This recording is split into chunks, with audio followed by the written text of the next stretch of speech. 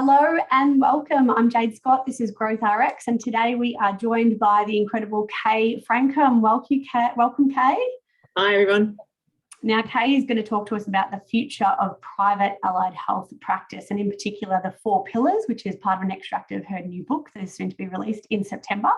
But I did want to give her CV the recognition that it deserves, because it is quite lengthy if you head to her website. So not only is Kaye a psychologist, but in my eyes, business coaching royalty. You have been around for over 35 years across multiple different platforms. You're a highly accomplished businesswoman and entrepreneur, but also you have a master's in psychology, in pain science. You're a celebrated author, global speaker, industry leader. I could go on and on and on. Thank you so much for being here, Kaye. Thank you so much. Yeah, I'm not sure about coaching royalty because, being part of any royal family in this day and age is probably to some degree a bit of a handicap. But thank you for the compliments, and it's a great pleasure to be here, and it's particularly to be talking to people beyond the psychology profession, the mental health professions, and into other allied health spaces where you and GrowthRx get traction. So terrific. Now, we've obviously got some slides and a bit of a webinar presentation that you've prepared for us today. But I mean, obviously, you were in private practice for many, many years, and you've moved across into the coaching space. What does life look like for you now? What does a typical day in the life of Kaye look like? Look, it's a bit hectic, and sometimes I think to myself, you're supposed to be slowing down a bit at this stage of your life. But I feel like I've got a new lease of life with the work I'm doing. I sold my practice in 2018, which is, any allied health practitioner would know, is not easy to do. And in mental health space, it's nigh impossible, because so much of the work we do is identified with us, right? So once I did that, I guess I would say then my everyday now is really coaching people. So I just have individual clients. I also work with some organisations. So I'm working with a rather large allied health group on their pain management program that they're wanting to revamp. So I've always had this sort of foot in the health psychology space. And so a day might be, talking to some practitioners who are physios, who are osteos, who are running quite big practices and are wanting to use some of their staff as pain leads and to develop their pain programs. I think part of the other part of my everyday is probably to be spending time developing resources and, of course, writing this flipping book, which is just about to be published with 4 other authors, which is like writing a book by committee. I can't recommend it. And it has taken us I guess it's taken us 3 years, and it's really because of COVID in part, because the other authors have all had lockdowns like we have, and they're from different parts of Australia, but they've also done homeschooling and the whole catastrophe. So it's really exciting to have that coming to fruition. So I'm spending a lot of time thinking about, social media content planning and stuff like that. You certainly don't have to go far to hear your name come up in conversation, particularly when it comes to training, mentoring, consulting, even boards and panels. And you certainly are an industry leader, a renowned industry leader, which sort of begs the question, I guess, when it comes to GrowthRx, we certainly have a vision and a passion for creating more great leaders in allied health, healthcare, and just in general. What does leadership mean to you?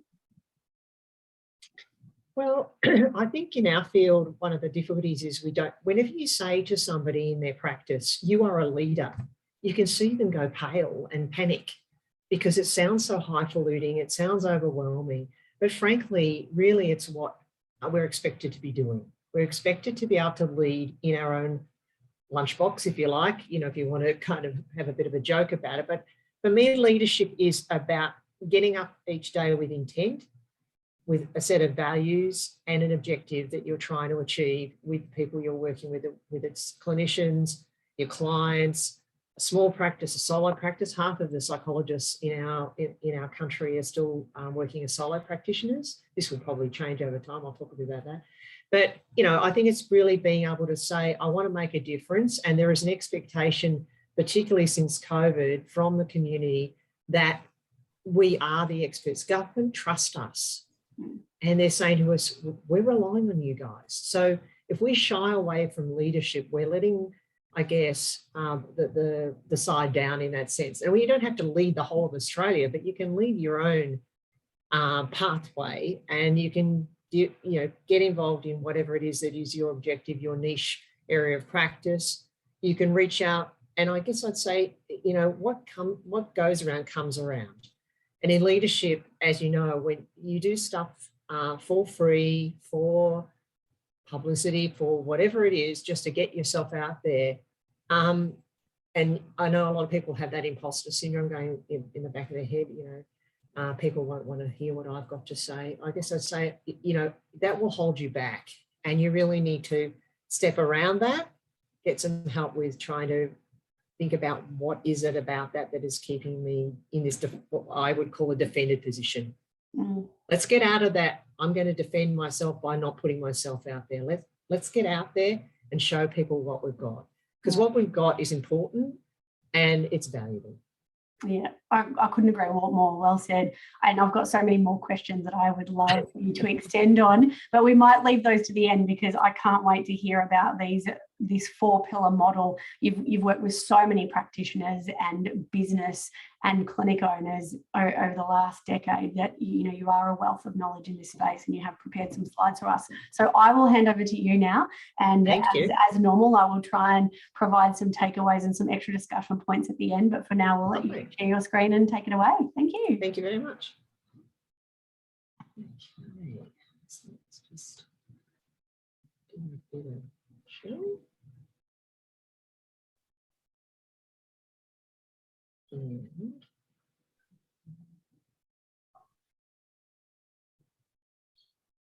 And hopefully you're seeing the whole screen.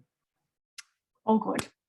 Thank you. So the title of my presentation today is The Future of Private Allied Health Practice, the 4 Pillars Model. And as we've been speaking about with Jade, I am coming from a psychology discipline point of view, but I guess my background is in a number of areas. I actually was on the board of Osteopathy Australia. I've done a lot of work with allied health generally.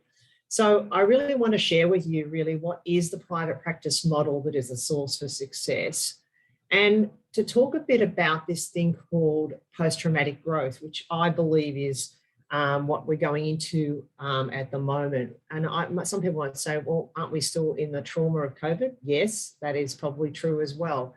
But often as we move through it, we actually start to experience some positive change that can occur from this highly challenged life that we've been living. And I know for me, in terms of psychology, psychologists are used to being able to separate and have boundaries between them and their clients. And so the idea that we've all been going through this together, this business of COVID that we've had over the last 2.5 years, is pretty challenging. Of course, we're all humans. We often share experiences, but to have the same experience as your clients at the same time, and to feel like you're not doing a whole lot better than they are necessarily, that's a really big challenge. So I'd like to talk a bit about that, because I think we're just in this very volatile and quite complex environment. And some of the orthodoxies that are being challenged for us, I think are coming to the fore. So some of the things that have challenged us, I think, have been noticing how much timeframes have changed. Now, if you'd said to me that Medicare in 2 weeks could turn around and approve item numbers for telehealth when they've resisted this forever, and allow mental health to be something that everybody can access through telehealth, and to make that access so extended compared to the 10 sessions a year that used to be the done thing. We've now been extended to 20 sessions.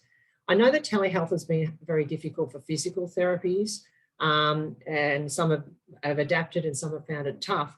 But I think the main thing I would say that has happened is that in my lifetime, and it's interesting to think about this because I'm really talking about something that's happened in the last couple of years, there has been a slow destigmatizing of mental health concerns and seeking mental health treatment. But really, I think that mental health is now being destigmatized for good. And it makes me actually feel quite emotional to think that, because I've probably spent a lot of my career encouraging people to get help, knowing that it was not always easy to find. Now, you might say it's not easy to find at the moment as well, due to the challenges of workforce. But I think this is one of the interesting things that is, I guess, a positive change that has come out of very challenging times. I think relationships are still our priority, and we need to have a growth mindset around that. We need to be thinking about how we can connect with the people that we are working with, the clinicians we're working with, the clients and or patients, and also our referrers. And we really need to have everyday routines that really work for us in that respect. We need to think about how we're going to be client focused in terms of outcomes. We need to think about how we're dealing with things that have perhaps been swept under the carpet or not really addressed, such as dependency. And dependency exists right across the allied health spectrum, and in my view is not a good thing. And I mean dependency on treatment or dependency on a treater. I think we've also tended to blame clients for not getting better. If the patient gets better, they are resistant. They need to be allowed to go away and come back when they're ready to change. This, to me, is it's a kiss off. It's a passing off of the responsibility on our side.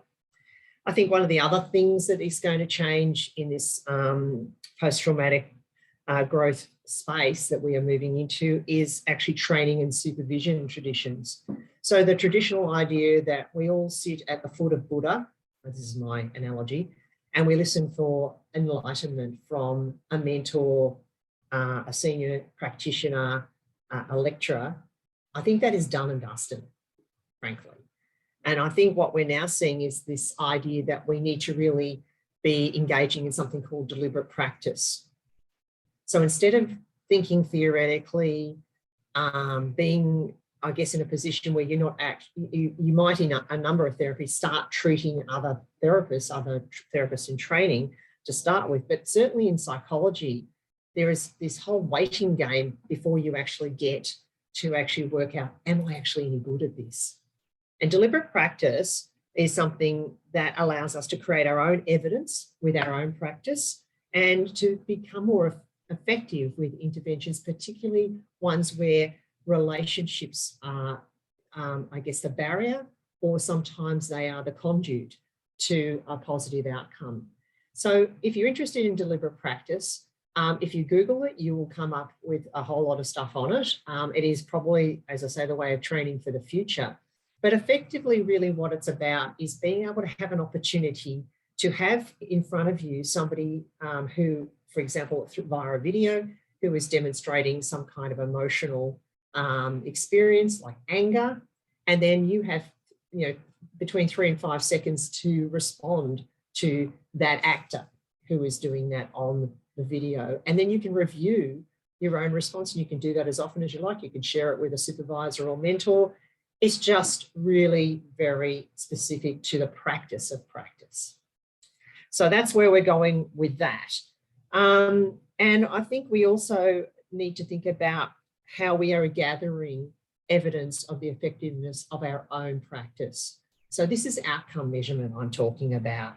And we need to be ready to see that sometimes we are not helping and refer to others rather than blaming the client, and address the issue of dropout rates and why, when and how and why clients are not progressing with us or deteriorating in our care. Also something that psychologists struggle with. We would keep on seeing people thinking at some point, somehow it's all going to be better, when actually we'd be better to get out of their way and give them to somebody who they can actually work more effectively with. I think the other thing that's happening out of this post-traumatic growth piece is that we're seeing that compliance and clinical governance are no longer nice to haves, they're have to haves. And they will determine your future income and your sustainability. And I think the final piece I would say is that digital health is not digitisation. In other words, if you're using a practice management system and all you're really doing with it is uploading PDFs of your case notes or things like that, you're not actually using the digital health system to its full advantage, then you are behind the eight ball in terms of what will be demanded of you in the next 5 years. So if you are somebody who is somewhere between, let's say, 35 and 50, whatever has gone before you in your career is going to be eclipsed by what's ahead. We will not know, we don't really know what's ahead in some respects. And I think, I'm not saying we're not equipped for it, but I guess I say be ready for it, because it's going to be a different world going forward. And finally, I think we're leaders in allied health, and we need to be able to stand up for that. And we need to be able to see ourselves as experts, as having expertise that we can share with the community, and that we are working pretty solidly on the whole business of being more effective in our work. So if I can kind of expand a bit more on that, I'd like to talk to you a bit about what are the key factors for success in private practice, which was, this is leading up to looking at the model, and what's really happening in reality. So people don't necessarily go, great, a new model, I'm going to adopt it, fantastic. It's not that easy, right? But first of all, we have to think about, well, what would actually success look like, and what am I actually doing that probably isn't very successful? So I would just want to take you through these 4 quadrants of this diagram you can see. And you can see that the boxes are numbered. So there's box number 1, which is in the right-hand bottom quadrant. Number 2 is diagonal to it. Number 3 below it, and number 4 diagonal to the right. So you can see also that the 2 axes are labelled. One is called clinical governance, and the other is called leadership and culture. Now, I could go into a theoretical rave about what that means, but I'd rather actually just talk to you about it as we go through the boxes. So if you look at quadrant or box 1, you can see what it says there: chaos, do as I say, not as I do. Now, the reason for that is because on the leadership and culture axis, you can see low and high on both axes. This is the kind of scenario where you pride yourself as having a supportive culture for your practitioners and clinicians and patients, but you're also low on clinical governance. So you really don't have any system of policies and procedures. Your HR standards are poor, and perhaps your quality assurance or continuous improvement standards may be in place, but they're a bit chaotic. So this is somebody who has a lot of warm and fuzzies going on, but when something goes wrong and where there is issues, they have nowhere to go in order to explain why they did what they did. Clinical governance is being able to show why you did what you did. It should be apparent to anybody who reads your notes. It should be apparent to anybody who asks about your policies and the work procedures that go with them. So that's box 1. So have a think about whether that's you. Have you got some elements of that going on? And why I say it's do as I say and not as I do is that these are people who pride themselves, and I've been this person, as having this supportive culture. But when I looked I looked under the hood, no policies and procedures. And that was kind of the beginning of my life as a clinical governance expert. That's my area of interest. So then let's go diagonally to box number 2. So you can see that this is where you've got high levels of clinical governance, but low levels of leadership and culture. So I call this the tick and flick approach.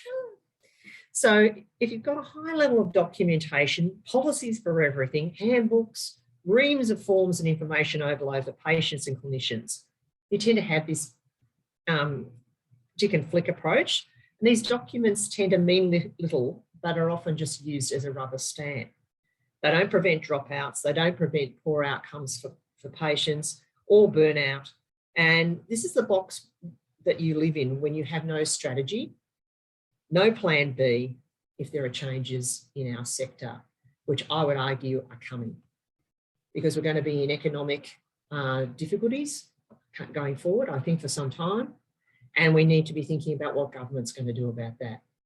and what's going to happen to the mental health dollar in my case, which is not expanded in the last budget. Now that was obviously a federal budget pre the election, but it's not clear what this new government will do either.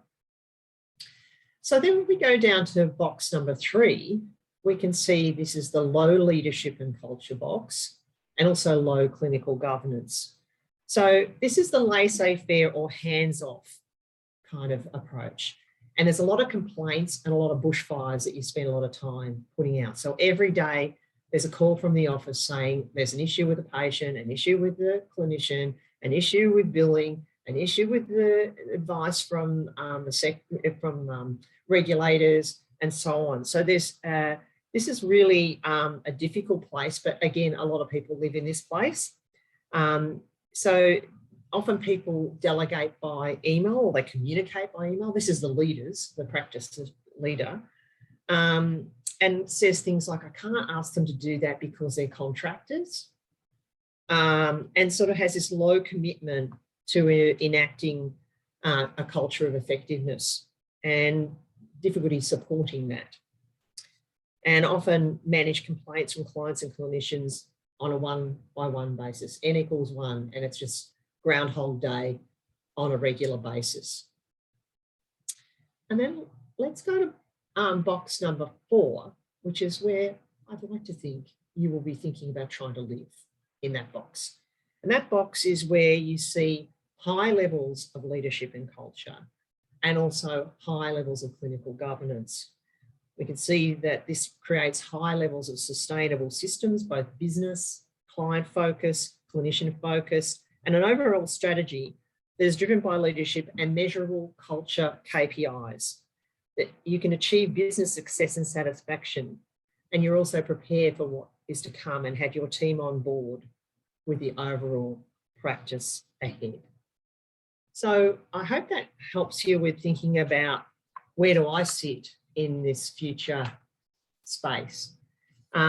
People often say to me, you know, what do you think it is what is your designation? When you don't run a practice, who the hell are you apart from a business coach? And I guess I'd say I'm a practitioner's practitioner. That's where I started, and that's probably where I'll end. I may not continue to see patients clinically, but that's my focus. And I guess we have to think about how we want to be successful in practice, and be able to lead in that space. So if you said, well, that all describes the problems, then let's look at what describes the future potential remedy, which is the private psychology practice model. But I want you just to close your eyes, or close the idea that you're just hearing psychology, and think about it as the private allied health practice model. Because after you stop listening to the psychology bit, you will hear that this is relevant to all allied health. So the first pillar, look at these nifty slides. I'm so excited about these. Okay, the first slide, here we go, practitioner is about the client. So what should be going on in the client space that actually allows us to have a sustainable private psychology practice model or allied health practice model, and live in that number 4 quadrant? First of all, we need to have routine outcome measurement. How are you measuring the outcomes of your clients? And I'm not saying a consumer survey at the end of the year or halfway through the year that you send out to patients, say, were we helpful? Give us some feedback. This is not what I'm talking about. I'm talking about session by session, or in groups of sessions, where you're actually measuring outcomes.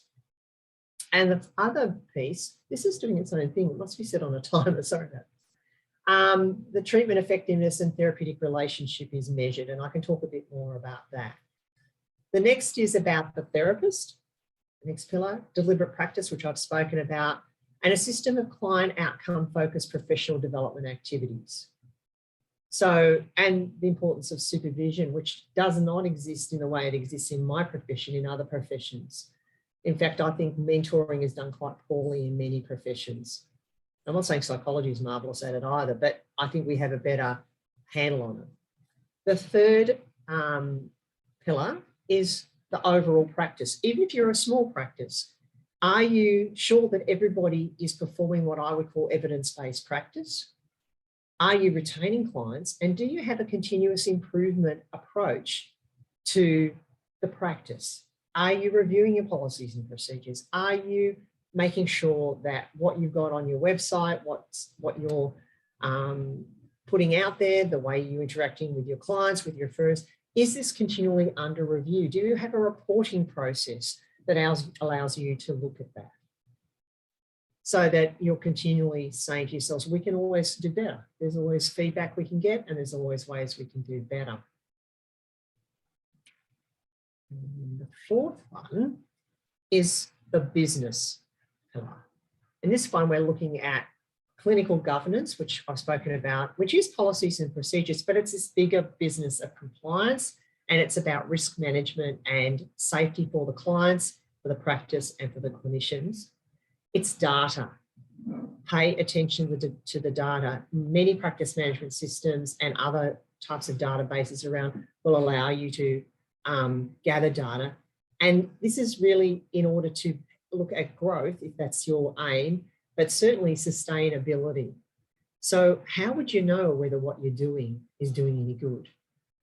You can't know without data. You can't know without routine outcome measurement, without deliberate practice occurring, knowing that people are doing evidence-based practice and you're retaining clients. So then we put the roof on practice model, and we pop these four other elements across the plinth, as it's called: innovation, strategy, leadership, and culture. So let me just say a little bit about those terms. A lot of people sort of look at them and go, they're big terms and they imply major effort. So let me just bring them down to human size. And I want to talk about how innovation might work in a private psychology practice. If you keep doing the same thing, and this goes for allied health in general, that you've always done, you'll just get the same result. So you need to think about establishing a strategy or a set of measurable objectives and a vision that you've shared with others who can make you accountable for that strategy: advisors, colleagues, staff, your own personal board of directors, really. And that we need to look at ourselves as leaders. So let's just jump into the leadership bit. Strategy really means having a strategic plan, again, that you've shared, and you've got different people playing different roles on your personal board of directors to challenge you, to support you, to bring a different perspective. These are all really important things when you're thinking through this sort of stuff. And then finally, the development of culture. And I guess this is about considering how you want to be seen and what your culture is going to be in your practice that is authentic and that is focused on, for example, I guess in mental health and psychological well-being, both of your staff and of your practice.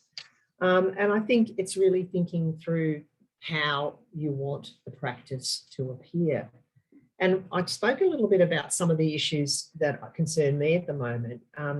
And I think in psychology, there has certainly been a resistance to routine outcome measurement, even though now we can do most of it via iPads and we have databases that store the data that we can then share with clients, graphs, all sorts of good stuff. But again, people say, oh, it's too hard, there's not enough time, the client doesn't want to do it, and so on. And the same was said about telehealth, but the only people who were standing in the way of telehealth really were the clinicians. Now, I'm not saying everybody's suited to telehealth, but it's certainly something you have to think about who actually is stopping this change. I think it's really important that we think about dependency and whether or not that's an issue. And some disciplines would tend to promote the idea that being a patient is a lifelong process. In mental health, it's very clear that people being in care for longer than they need and not achieving reliable change is actually likely to cause deterioration. And the only way you'll know that is if you measure it.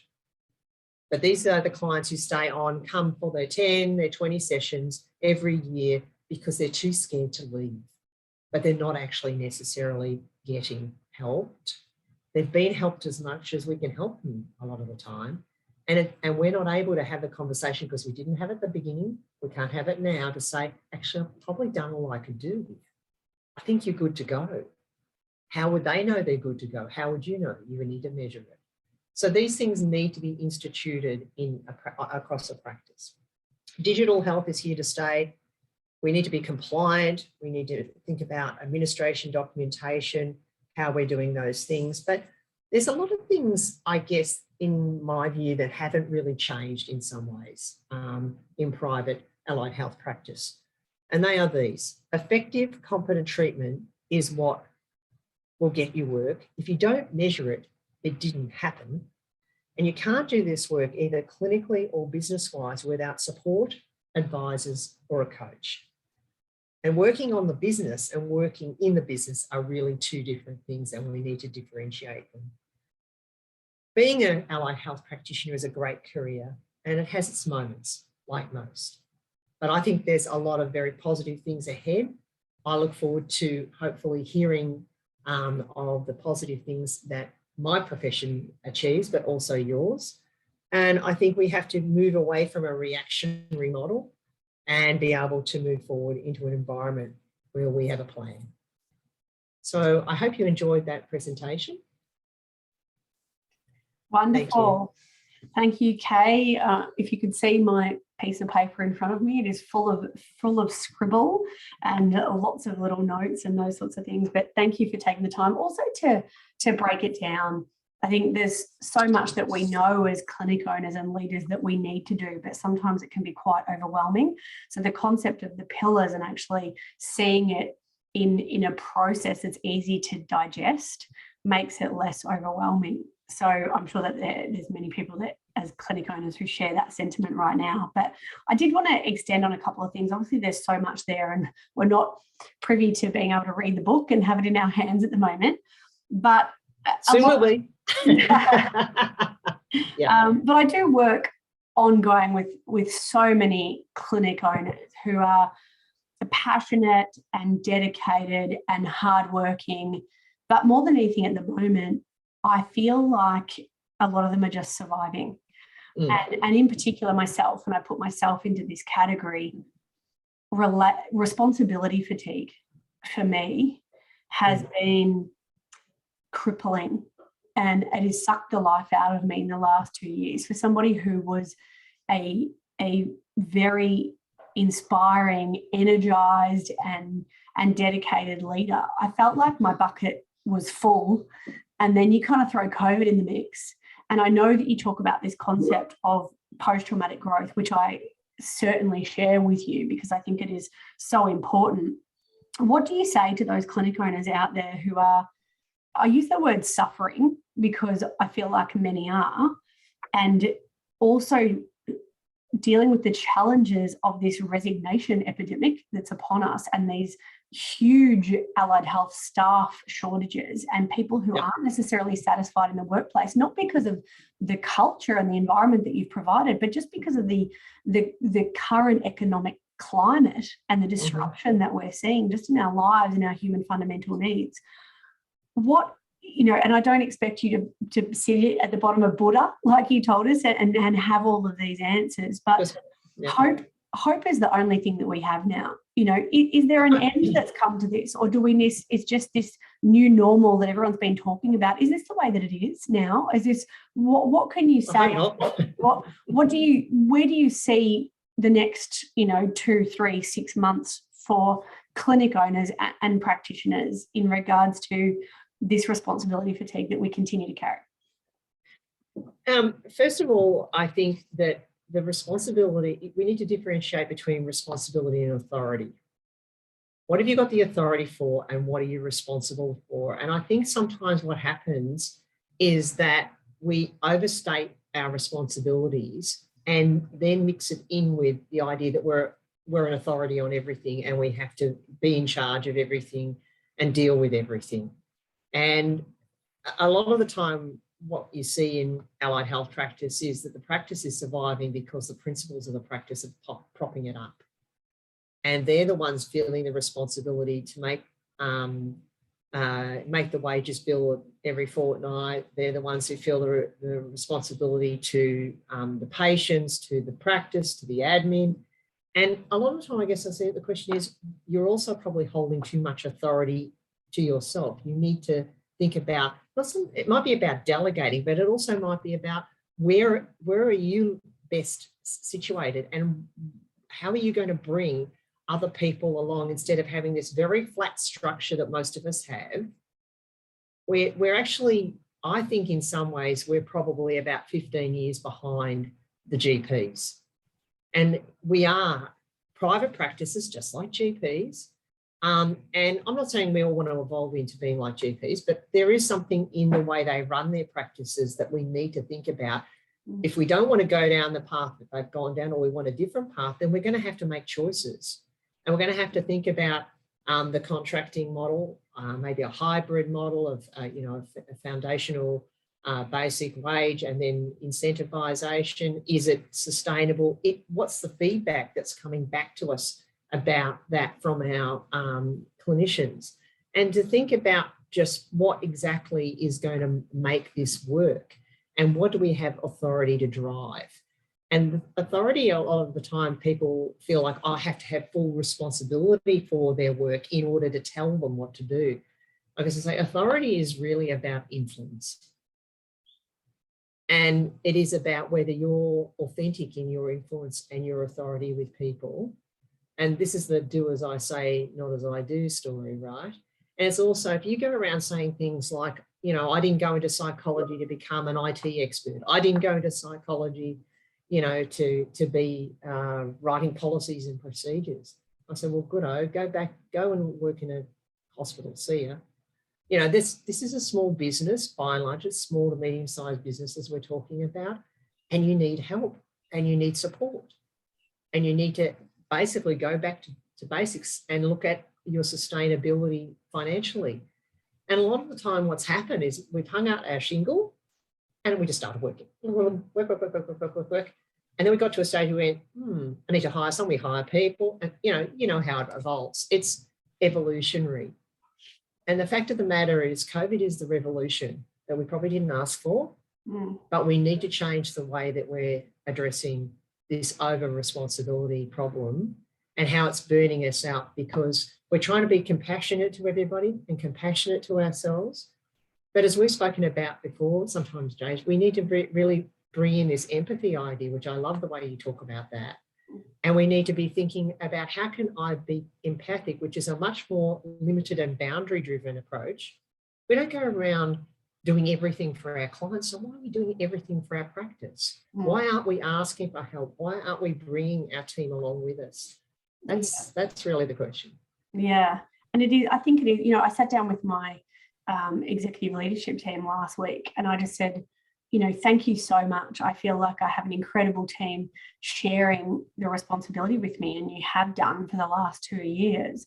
But now what I need from you is to be able to delegate that authority where the buck stops with you. Stop bringing things to me for me to micromanage or check off or tick off.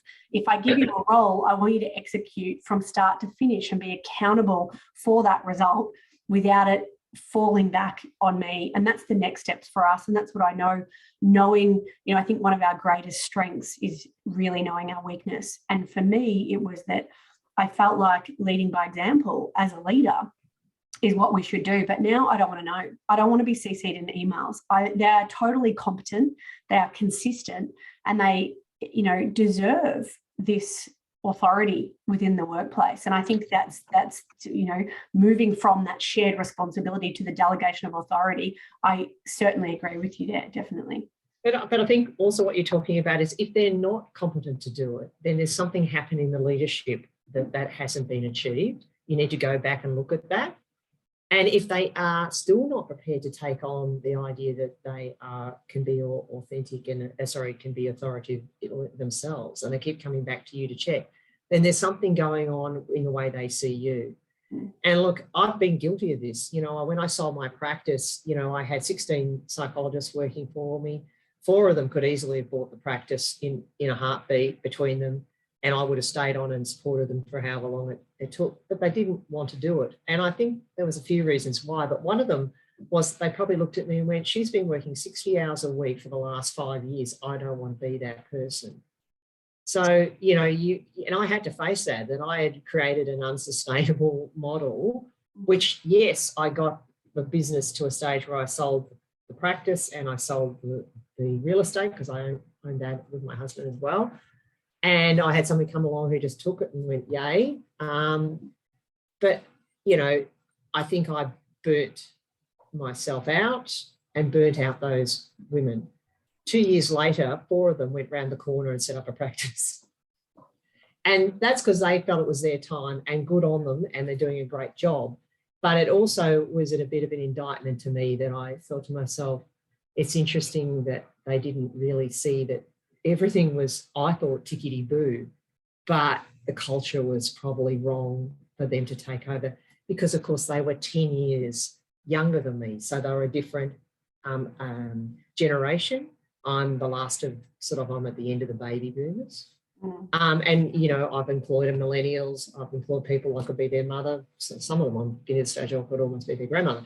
But, you know, I think it's really about thinking about what is that generational kind of mindset that you're bringing in as a culture. And, you know, that it probably was lucky you sold it, because you probably would have died in a ditch at some point. So that's my confession, you know, because everybody has their Waterloo, their moment of truth. And I've had a few of them, don't worry. And they're the learning experiences. So, yeah. And it's great that you have this legacy to be able to pass on. And I think, you know, I think there's a favourite quote from Epictetus from, you know, way back in ancient philosophy that says, you know, we should all be learning from pilots who have, you know, been through the biggest tempest winds.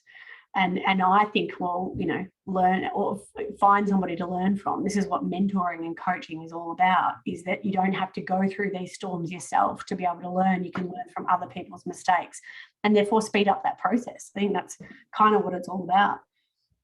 One of the things about psychologists is, as you might know, you know, they're very thingo about confidentiality, and a good thing, and it's drummed into us from word go. But the other thing is they sometimes mix it up with secrecy. So the idea that you would actually share some of these difficulties with people who are your competitors. Now, listening here, allied health people, because I'm talking about psych because it's my thing, but you think allied health. What happens then is we shut down. We just don't talk about the shit that's going down. And eventually we have a breakdown, or we have not necessarily a nervous breakdown, so to speak, but a breakdown in the actual culture or the outcomes that we're looking for in our practice, and we get kind of despondent about it and so on. And a lot of it is because we really, psychologists are notoriously tight. They wouldn't spend, you know, they don't want to spend any money. And it's partly because the margins are shit. That said, we're in a lot better space in some ways than obviously other allied health. The support we get from Medicare is much better than any other allied health business. So part of it is about saying, what's wrong with the model that I can't afford to actually pay a coach? What's wrong with the model that I can't get my own personal board of directors up and running? And you may find there are a number of people you can approach who don't want money. They're just happy to help. Many people are accountants, lawyers, etc. As long as you're giving them some of your business, they're happy to give you, you know, an hour once every couple of months to talk through stuff. You can have your list of things and away you go. You know, there's a lot of different ways you can do this. You don't have to subscribe to some, you know, expensive program. You can look around your community and find there are people you can talk to, and you can look outside of your community and go, well, here I am in whatever area. Let's see who's up in Sydney or somewhere else that might be interested, that seems to be doing very similar work and would be interested in sharing a bit of peer consultation. That might be the start, but it will really change your perspective, because all of a sudden you're not listening to the sound of your own voice.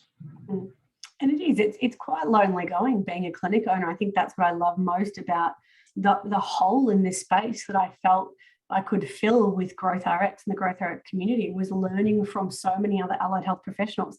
There's so many people doing great things that we can learn from. And if you surround yourself with brilliant people, remarkable things happen. And that doesn't have to be within our silo of physio or psychology. There's so many people and guests and industry leaders that I've had on the show that I've learned so much from, that if I didn't open up that lens, would probably have never presented and you know, had that voice to speak across, you know, multiple audiences. So, you know, I'm proud to be able to present and deliver that. But I think one of the takeaways as well with this overwhelm of clinic owners not knowing where to start and looking at your pillars, I think the key takeaway for me, which I've been doing for many years, is that if you're not tracking it, you can't measure it. And we do need data. And one of the things that I know that I've spoken to you about offline is my passion over, you know, contracting versus employment. And one of the things that we can't do, it's very hard to track KPIs and performance measures and talk about contributions to a workplace, because indirectly these are sole trade businesses working under the umbrella of a clinic. And so you can't really dictate, determine, advise or plea what these independent business owners are doing. And I think it really does affect culture and leadership. And in the last probably 2 months alone, I've dealt a lot more with psychology clinics, which I'd never done before. But, you know, the Fair Work Ombudsman is really targeting contractor models. And the ATO with payroll tax. And I think it's one of those things where subcontractors aren't paying on their super. So it's not about business owners trying to do the wrong thing, or even me. I don't care what the model is. I'm an advocate for fair, not an ambassador for employment. And there's so many people that don't know another way. But unfortunately, the government wants their superannuation in an aging population when people aren't paying it on. The government is owed $4.6 billion in unpaid superannuation from sole traders. So they're going to put their hand out soon and start asking for that. And so we do have this culture, which I've been studying at Melbourne Uni, for this generational change of our way versus their way. And particularly in osteopathy, we know that more than half of the future of osteopaths within the industry that have just come out are under the age of 26. They speak a different language. They're on TikTok, social media, Instagram. We need to move with the times, or we're going to end up being Blockbuster, and Netflix is going to move away. This is the direction that we're taking. And you don't get to say, I don't want to do that back in my day. The momentum is quite overwhelming. So I'd love to know from you, talking to business owners and clinicians out there, what is the first thing people need to do to embrace this vision of allied health in this fast-paced, moving world that is allied health care? Where do we need to start? What are you seeing being the challenges or the excitement for the future? I think if we don't change what we're doing, then it'll be changed for us. And it'll start being, there was a very big case of payroll tax fraud that came out in New South Wales, a largish group, GP practice contracting, sham contracting, as it was decided by payroll tax people. And that'll be $800,000 you owe us. And there's no appeal on this determination. Like, that is the shitty that is going down now. And I guess, you know, I've certainly known for a long time that I felt that because I had a, you know, female-dominated workforce like what most of us would have, I didn't want somebody going along happily, pocketing the money, not paying their super. I started paying their super, which of course is an employer role, even though they were contracted. And I was doing that probably 10 years ago because I just believed that they should be putting their super into a bloody super fund. But I think what we're seeing as well is that, you know, we're going to have probably in the psychology, I would say anything up to 25% of our workforce either leaving or retiring. And so, you know, as we've seen in the census outcomes over the last few days, you know, the boomers are, you know, going to be overtaken by the millennials in numbers, and that is going to lead to a loss to the profession. And I think the question really for us is, if psychology has always been a vocation, and I would argue that that's how it's been said to be seen, and certainly once a psychologist, always a psychologist was kind of the view, whereas I think osteopaths and other professions see this, they often move into something else and they come back and they'll probably stay in as a registered osteopath or physio or whatever. But psychology is psychology, and we do this very special thing. We do special things secretly in secret rooms. And so the idea that people are saying, you know what, I'm done. You know, people are running online courses running courses to teach people how to run an online course, oversubscribed to Billio, because psychologists are going, I'm going to do something that is a passive income and I don't have to deal with this anymore. This is this defended position. We have to find a way to help them to move through that. And I think what will happen in the end, going back to your question about timeframes, is I think in the next 2 to 5 years, it'll shake down to medium-sized to large-ish group practices will come back after having all these people go off and do their own thing on their own and work from home and telehealth and go, oh, I'll just keep doing that. But of course, most people know that once you've done a couple of days of clinical work, you probably generated a day's work of compliance and paperwork. And they kind of go, you know what, I don't want to do this anymore. So there'll be these group practices. There'll possibly be a hybrid model where people group together and share expenses and do kind of like a contracted model, but they don't contract to each other. They just run their own thing and share the expenses. I think that's potentially what will happen to an older age group who are pretty well established. And I think the other thing that will come out is niche practices. So eating disorders, perinatal, perhaps serious mental illnesses, schizophrenia that really in the past would have sat in the public sector.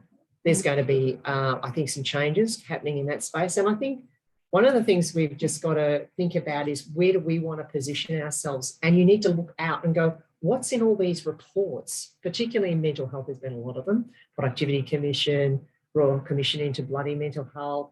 Everybody's looked into mental health. What are they all saying? Outcome measurement, client-focused strategies and therapies. Don't keep people in care when they're done and let them go and get on with their lives.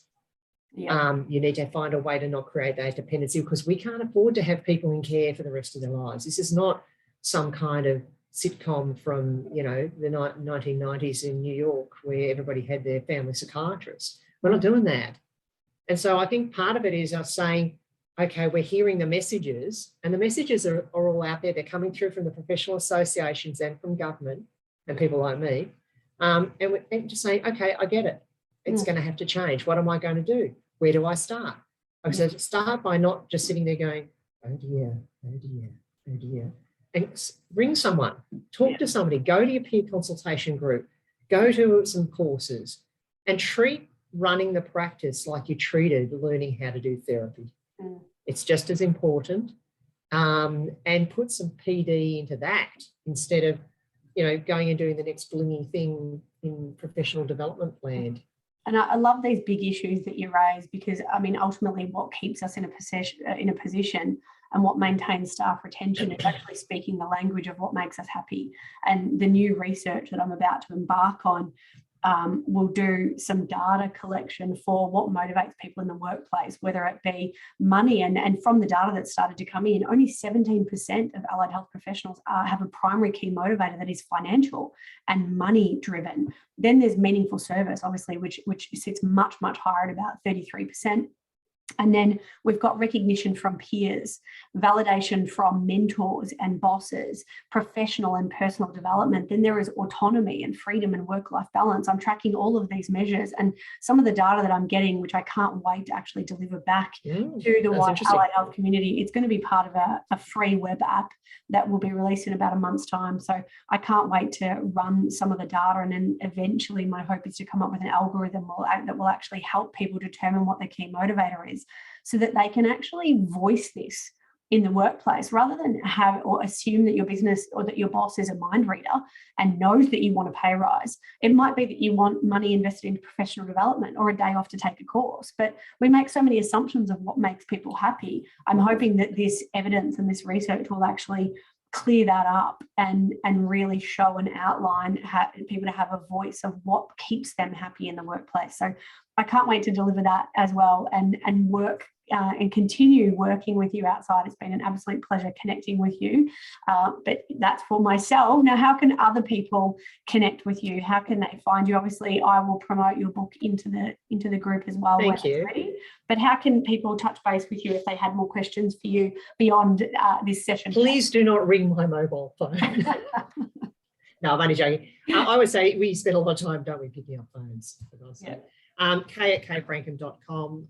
You can also obviously get in touch with me through my website. Have a look at my online course, which is really about how to set up a practice using the 4 pillars model, how to build a practice, scale up a practice. And like I said, even though it has a psychology flavour, you might find it interesting to consider whether it's actually helpful to you in your allied health space.